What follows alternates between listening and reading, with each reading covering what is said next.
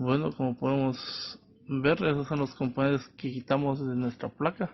Este fue el chip, el último que quitamos. Es un chip en encapsulado DIP, Dual Inline Package, o sea, paquete en línea doble o doble fila de patas. También tenemos encapsulado tipo zip. Zip significa Single Inline Package, o sea, paquete en línea simple o solo una fila de patas. También tenemos aquí, desoldamos un jack. Aquí se inserta el plug de audio. Este es jack estéreo. Tenemos ahí pues la pata que comúnmente conocemos, que topa aquí alrededor, es negativo, que es esta pata. El plug, cuando lo inserten, va a topar el pin a este metal. Sería una señal de audio y la otra toparía en esto cuando entre el plug. Es un jack de audio estéreo. Tenemos aquí un interruptor de, creo que es de 3 posiciones. Ahí va una y dos. Tenemos la primera, segunda y tercera posición. Y aquí lo que falta son los polos. Polos es cuántos switch hay adentro. En este caso hay dos, por las dos filas que hay. Digamos que este pin se comunica con este primero, luego con el segundo y por último el tercero. Sería solo el de esta fila. Aparte está haciendo conexión a este. Este es un interruptor. Comúnmente los símbolos de un interruptor, pues en este caso de este interruptor sería así.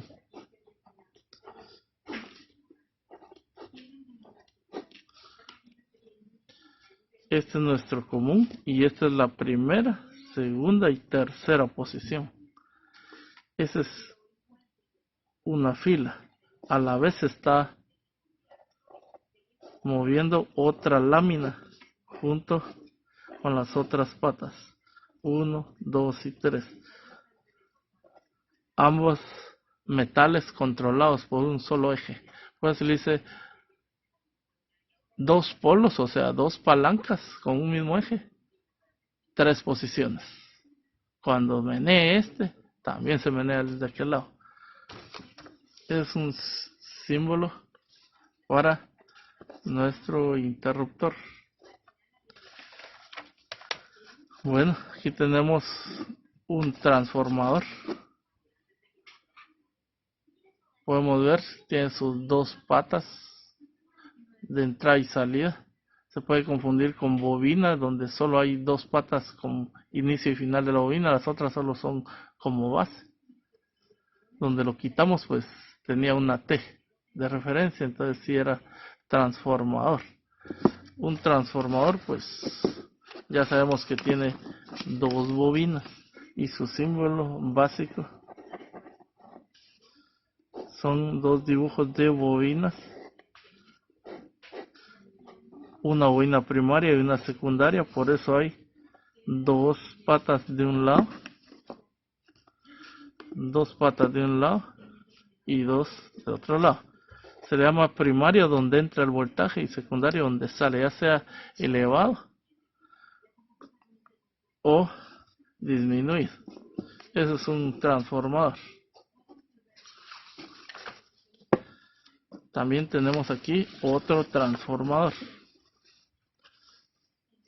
Esto es muy común en la radio, se usa para sintonizar, filtrar y amplificar las emisoras que la bobina de antena captó. Inclusive adentro trae incorporado un capacitor. Esto pues está de esta manera, símbolo de transformador.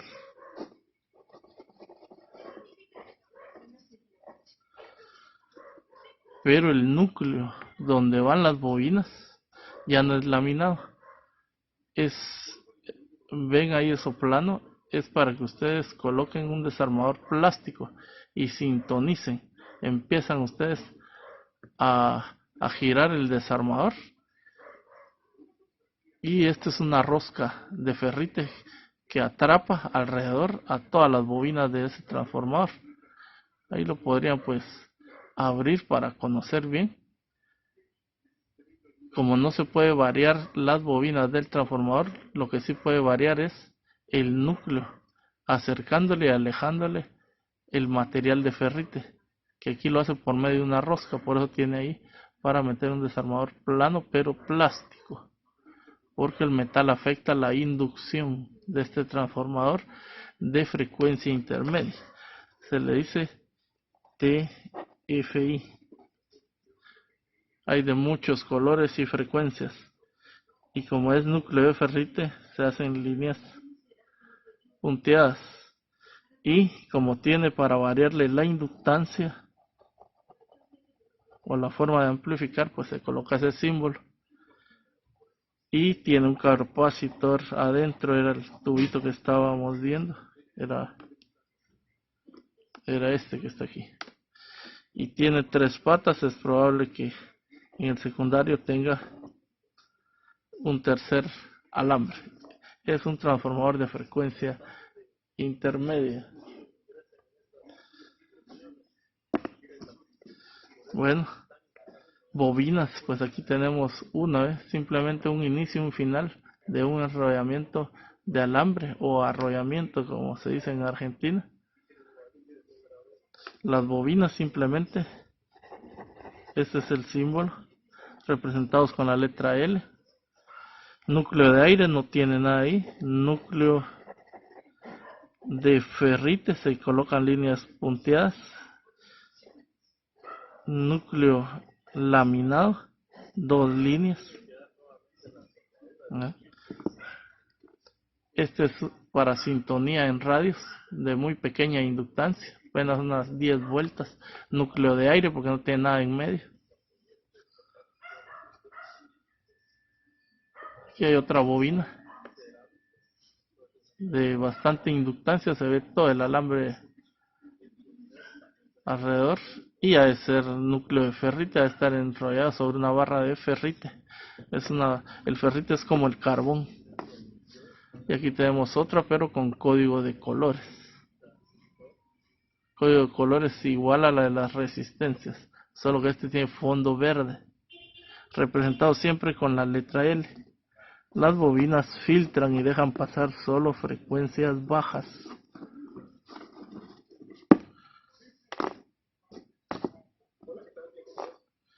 Bueno, este es un relay. Un relay es un interruptor electrónico que ustedes necesitan alimentar solo con bajo voltaje. La bobina aquí, positivo o negativo, le insertan 5 voltios DC, voltaje de corriente directa, a la bobina, y esta bobina lo que hace es que una lámina, por medio del magnetismo de la bobina, se cierren los contactos de un interruptor, y esos contactos son tan grandes que soportan voltajes elevados como 120. Hagan de cuenta que esto viene de un toma corriente, una línea ya va de largo, la otra entró a los contactos del relay, y esta pues ya va hacia nuestra lámpara de 120. Eso es lo que hace el relay. Con 5 voltios, cuando ustedes le inserten 5 voltios, se cierra el contacto y pasa 120 hasta nuestra lámpara. Por eso se llama relay, que es una palabra en inglés, o relé. Viene de decir relevador. Vean ahí. Ahí está la bobina que se alimenta con sus 2 pines.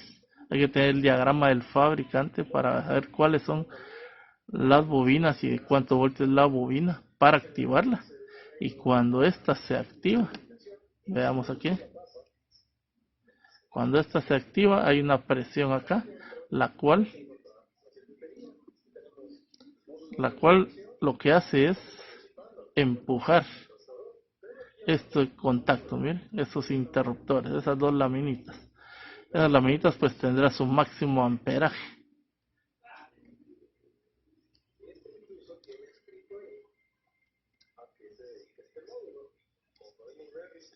Pues eso es un relay. Las indicaciones aparecen en la etiqueta. En este caso me dice que es un relay con bobina de 12 voltios DC y los contactos soportan 10 amperios, 250 voltios AC. También 10 amperios, pero solo en 30 DC. Pueden ver que el voltaje DC es muy fuerte. Con solo 30 voltios y 10 amperios es demasiado.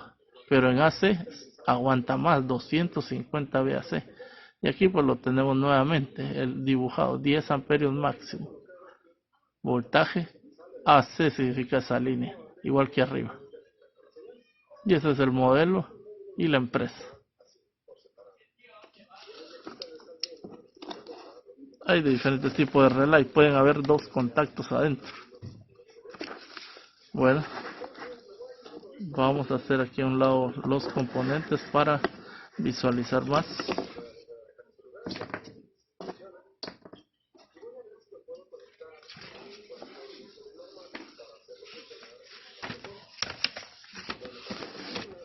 Veamos ahora nuestros potenciómetros o resistencias variables. Como pueden ver, esta es una resistencia, a ver la etiqueta trae, es una resistencia de 100K. Tiene 100K a partir de este punto hacia este punto, porque aquí alrededor hay un carbón. Ese carbón empieza así.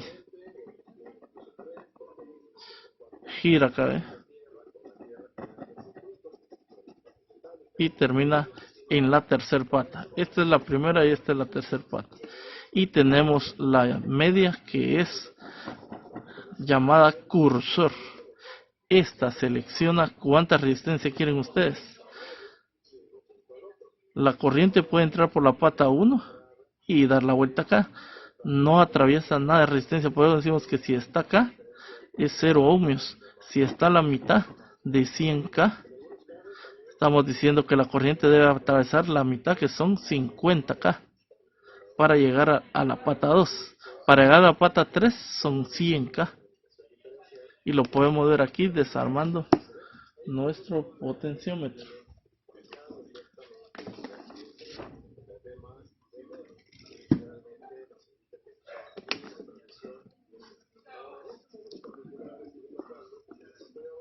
Vamos a desarmar nuestro potenciómetro para conocerlo internamente.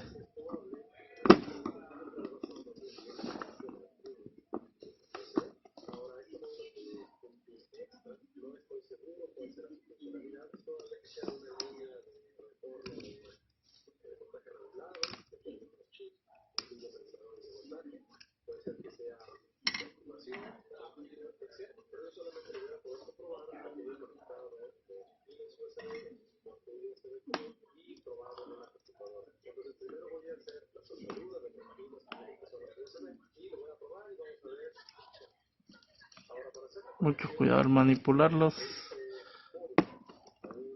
Ya lo he desarmado. Veamos cómo es un potenciómetro por dentro. Como podemos ver, hay 100K, como les digo, de acá, recorriendo todo este carbón hacia acá. Hay potenciómetros de alambre. Este es de carbón. Entonces, si yo quiero una resistencia de 20K, tendríamos que colocar este de en medio, que es un cursor, topando con una lámina hacia por acá. Recuerden, si es la mitad, 50, y si es el cuarto, 25. Por acá tenemos que hacer un puente. Ese puente pues lo hace las láminas de contacto que tienen aquí nuestro cursor. Vean, ese cursor une el de en medio con la resistencia que está alrededor. El de en medio no tiene resistencia. Y así es como están armados los potenciómetros o resistencias variables. Por ser resistencias variables, su símbolo es así. el de en medio, el de la flecha es el cursor, o sea la pata 2, este es 1, 2 y 3. Ese es el símbolo RB. Igual, cuando solo se usa 1 y 2, solo se coloca acá, 1 y 2. Ese es el símbolo de resistencia variable. No maneja altas corrientes, por lo tanto solo sirven para pequeñas corrientes como la de manipulación de audio, volumen, menos de 1 miliamperio.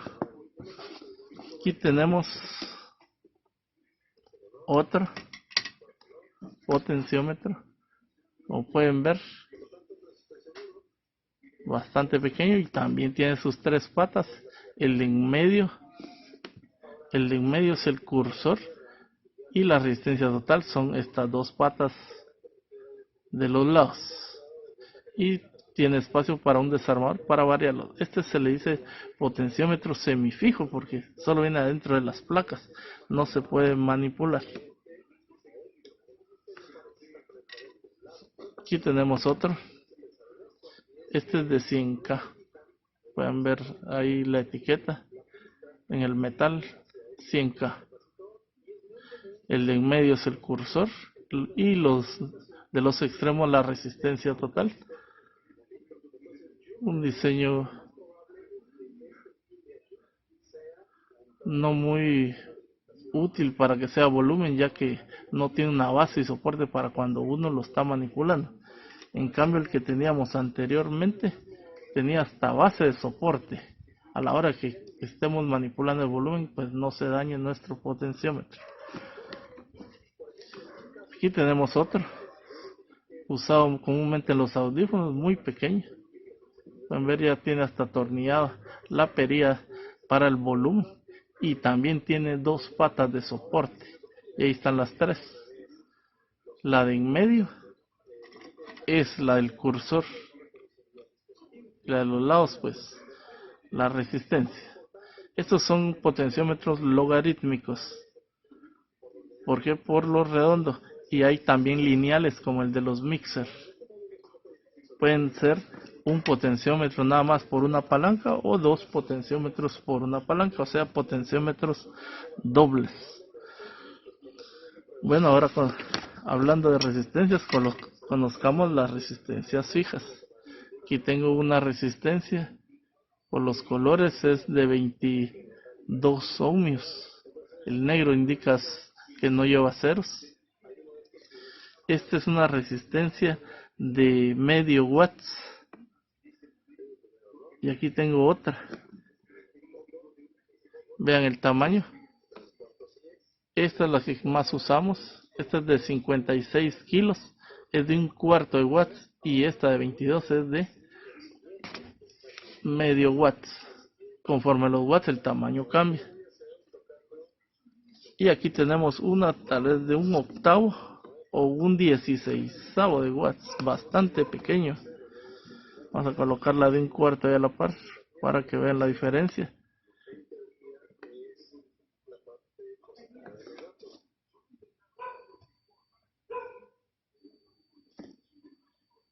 Vean el tamaño. Allá es un código de colores y el otro es un código con números. El otro es de 500 ohmios. Tiene un cero último, indica que no hay ceros después, no hay cantidad de ceros. 499 ohmios. A veces son códigos de una empresa, entonces no serían 499. Eso pues es también una resistencia. Simplemente conocemos ya nuestro símbolo básico. R tal número, R1, R2. Ese es el símbolo de la resistencia. Bueno, y estamos también en presencia de los diodos, que hay infinidad de tipos de diodos. El más común es este de silicio. Y también hay así de silicio, también hay diodos Zener en forma cristalina. Los diodos se denotan por tener una franja, que ya sabemos que donde va la franja pues es el cátodo, y la otra pata donde no hay franja se llama ánodo. Este es el símbolo de un diodo sin esta línea ahí. Este es ánodo, este es cátodo por siglas en inglés. O sea, este es lado positivo, lado negativo. Estos funcionan con polaridad igual que los LED. Bueno, pasamos a los capacitores. Tenemos aquí un electrolítico de 4.7 micros, 10 voltios. Este capacitor dice BP. BP indica que es bipolar. Bipolar, o sea, no tiene ni positivo ni negativo. Lo pueden conectar como quieran. Estos, si usted los conecta al revés, no hay problema. Pero, si como mire, este capacitor tiene franja. La franja es negativo y del otro lado es positivo. Si usted lo conecta al revés, estos capacitores están por esta grieta que tiene aquí arriba.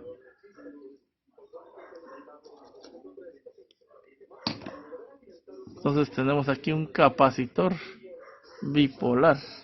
Sus símbolos, los símbolos del capacitor, pues sin polaridad, pues sería así, dos placas, ya que así están hechas internamente por dos láminas separadas con papel, mica poliéster o cualquier derivado del plástico. Cuando hay polaridad, pues este es el símbolo, positivo, negativo. La mayoría que tiene polaridad son los electrolíticos, así como este. Solo que este es la excepción porque es bipolar, BP. Negativo, positivo. Esos son los símbolos de un capacitor. Aquí tenemos uno de mica poliéster con código. Es de 100 nanofaradios. 1 0 y 4 ceros. Y estos valores son en picofaradios. En total son 100 nanofaradios y ese 100 de abajo son 100 voltios. Su símbolo es este, ya que no tiene polaridad. Ha de ser por el tamaño. Pues aquí mismo nos lo dice, 100 voltios. Estos no tienen espacio para demostrar el voltaje. Este también es de 100. Este es un capacitor cerámico, no tiene polaridad, pero por el tamaño debe ser de 100 o de 50. Y tenemos uno pequeñísimo, de montaje superficial. Ya no traen códigos, la mayoría 10 y 100 nanos. Mismo símbolo.